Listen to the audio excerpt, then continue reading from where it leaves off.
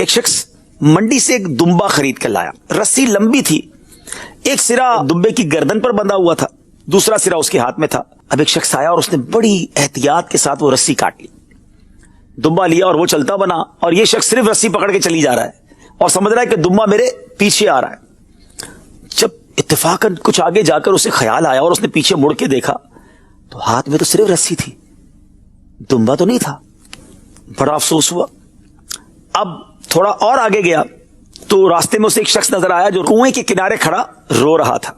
کہا کیوں رو رہے ہو؟ کب میرا بٹوا اس کنویں میں گر گیا ہے, اس میں 100 روپے ہیں, جو میرا بٹوا نکال کے لائے گا میں 50 اس کو دے دوں گا. اب یہ شخص سوچتا ہے کہ جو دمبا میرا چوری ہوا وہ 50 روپے کا تھا, اس زمانے کے 50 روپے زیادہ تھے. لباس اتارا, کنویں کے کنارے رکھا اور کنویں میں اتر گیا. جا کر بہت ڈھونڈا مگر بٹوا نہیں ملا. جب واپس آیا تو وہ بندہ بھی نہیں ملا اور لباس بھی غائب. ناظرین آپ جانتے ہیں وہ دمبا چوری کرنے والا اور پھر اس کے کپڑے چرانے والا بھی وہ ایک ہی بندہ تھا. حضرت مولانا روم رحمت اللہ تعالی علیہ نے یہ جو حکایت بیان کی, اس کے بعد کیا شاندار اس پہ تبصرہ فرماتے ہیں. آپ فرماتے ہیں دمبا چرانے اور کپڑے اتروانے والے کی مثال بھی شیطان پر صادق آتی ہے. یہ ملعون اپنے دین و مذہب کے غافل انسان کے پیچھے چلتا رہتا ہے اور پہلے اس کے ذکر و فکر کی رسی کاٹ دیتا ہے, اس کو دین سے, مذہب سے, علماء سے, علم دین کے تعلق سے دور کرتا ہے. پہلے وہ رسی کاٹی اور پھر آخر کار اس قدر وہ عیار ہے کہ دنیا کی لالچ, عیاشی کی لالچ, گناہوں کی لالچ میں وہ اس کو گناہوں کے کنویں میں گویا ڈال دیتا ہے اور پھر ایمان کا لباس لے کر بھی چلا جاتا ہے. اللہ نے قرآن میں فرمایا انہو لکم عدو مبین, بے شک شیطان تمہارا کھلا دشمن ہے. مگر آج لوگ شیطان سے دوستی لگائے بیٹھے. کیسے؟ ظہر کا وقت ہوا, شیطان نے کہا ابھی نہیں, کام کا ٹائم ہے, ابھی کہاں جائے گا نماز پڑھنے. دل سے خیال بھی کبھی کبھی آتا ہوگا یار رمضان میں تو پڑھ رہا تھا, نہیں اب کوئی بات نہیں, رمضان چلا گیا. کس کی مانی؟ شیطان کی.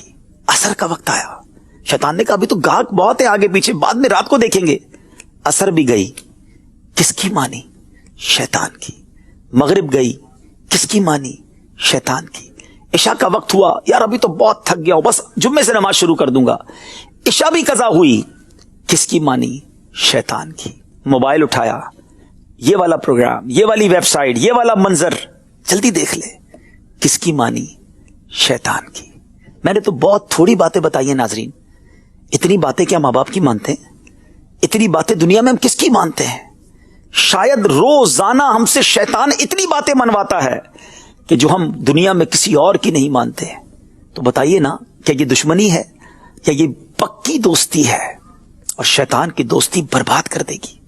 اور ایک بڑی پیاری بات ایک بار میں نے سنی تھی کہ جو بندہ روز شیطان کی مانتا ہے نا, کہیں ایسا نہ ہو کہ مرتے وقت بھی شیطان کی مان جائے. مرتے وقت بھی اگر مان گیا اور شیطان نے کہا کہ معاذ اللہ, کیونکہ احادیث میں یہ مضمون ہے کہ شیطان آخری وقت انسان پر حملہ کرتا ہے کہ بے ایمان ہو جا, معاذ اللہ غیر مذہب اختیار کر لے, اور انسان اس کی بات مان کر بعض اوقات اس کا ایمان بھی وہ چھین لیتا ہے. جو روز مانتا ہے وہ آخری وقت بھی مان سکتا ہے نا.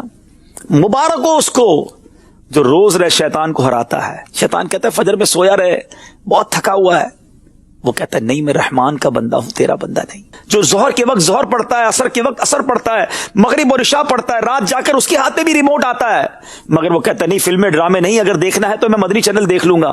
کس کی مانتا ہے؟ رحمان عز و جل کی, شیطان کی نہیں.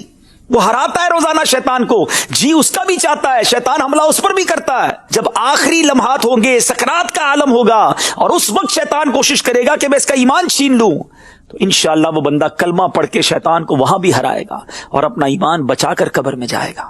فیصلہ آپ نے کرنا ہے.